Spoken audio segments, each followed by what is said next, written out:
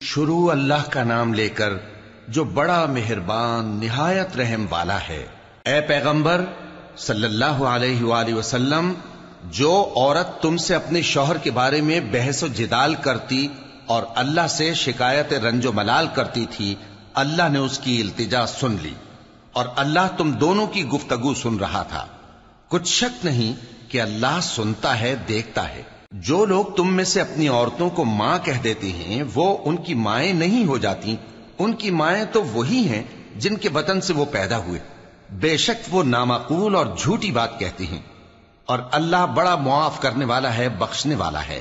اور جو لوگ اپنی بیویوں کو ماں کہہ بیٹھیں پھر اپنے قول سے رجوع کر لیں تو ان کو قربت سے پہلے ایک غلام آزاد کرنا ضرور ہے۔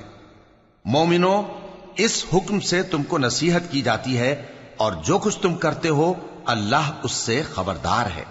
اب جس کو غلام نہ ملے وہ قربت سے پہلے لگاتار 2 مہینے کے روزے رکھے، پھر جس کو اس کا بھی مقدور نہ ہو اسے 60 محتاجوں کو کھانا کھلانا چاہیے۔ یہ حکم اس لیے ہے کہ تم اللہ اور اس کے رسول کے فرما بردار ہو جاؤ، اور یہ اللہ کی حدیں ہیں، اور نہ ماننے والوں کے لیے درد دینے والا عذاب ہے۔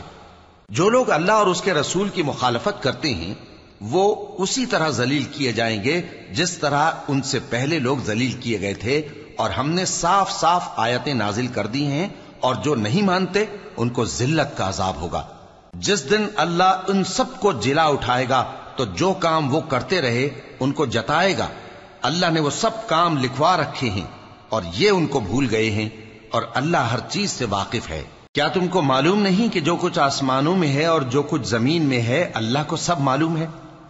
کسی جگہ 3 شخصوں کی سرگوشی ہوتی ہے تو اللہ ان میں چوتھا ہوتا ہے، اور جہاں 5 آدمیوں کی سرگوشی ہو تو وہ ان میں چھٹا ہوتا ہے، اور نہ اس سے کم یا زیادہ مگر وہ ان کے ساتھ ہوتا ہے، خواہ وہ کہیں ہوں۔ پھر جو جو کام یہ کرتے رہے ہیں قیامت کے دن اللہ سب ان کو بتائے گا۔ بے شک اللہ ہر چیز سے واقف ہے۔ اے پیغمبر صلی اللہ علیہ وآلہ وسلم، کیا تم نے ان لوگوں کو نہیں دیکھا جن کو سرگوشیاں کرنے سے منع کیا گیا تھا، پھر جس کام سے منع کیا گیا تھا وہی پھر کرنے لگے؟ اور یہ تو گناہ اور ظلم اور پیغمبر صلی اللہ علیہ وآلہ وسلم کی نافرمانی کی سرگوشیاں کرتے ہیں، اور جب تمہارے پاس آتے ہیں تو اللہ تعالیٰ کے بتائے ہوئے الفاظ کے بجائے دوسرے الفاظ میں تمہیں دعا دیتے ہیں، اور اپنے دل میں کہتے ہیں کہ اگر یہ واقعی پیغمبر ہیں تو جو کچھ ہم کہتے ہیں اللہ ہمیں اس کی سزا کیوں نہیں دیتا؟ اے پیغمبر صلی اللہ علیہ وآلہ وسلم، ان کو دوزخ ہی کی سزا کافی ہے، یہ اسی میں داخل ہوں گے اور وہ بری جگہ ہے۔ مومنو، جب تم آپس میں سرگوشیاں کرنے لگو تو گناہ اور زیادتی اور پیغمبر کی نافرمانی کی باتیں نہ کرنا، بلکہ نیکوکاری اور پرہیزگاری کی باتیں کرنا، اور اللہ سے جس کے سامنے جمع کیے جاؤ گے ڈرتے رہنا۔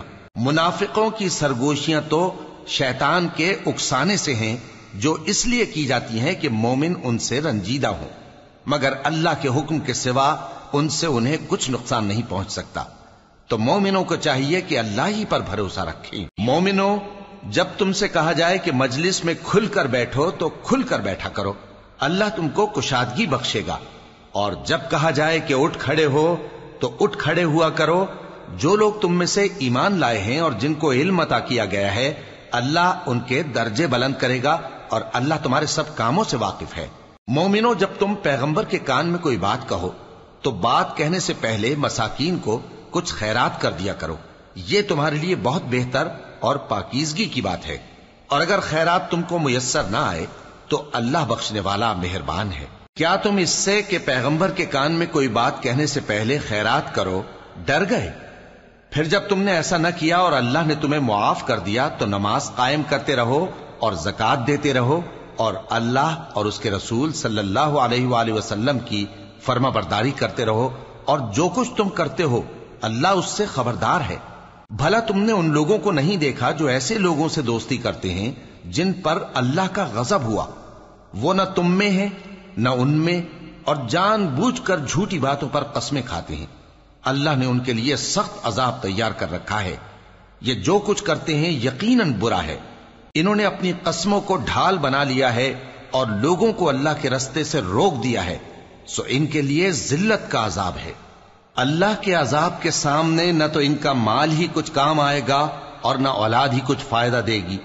یہ لوگ اہل دوزخ ہیں، اس میں ہمیشہ جلتے رہیں گے۔ جس دن اللہ ان سب کو جلا اٹھائے گا تو جس طرح تمہارے سامنے قسمیں کھاتے ہیں اسی طرح اس کے سامنے بھی قسمیں کھائیں گے اور خیال کریں گے کہ ایسا کرنے سے کام چل جائے گا۔ سنو، یہی تو ہیں جھوٹے۔ شیطان نے ان کو قابو میں کر لیا ہے اور اللہ کی یاد ان کو بھلا دی ہے۔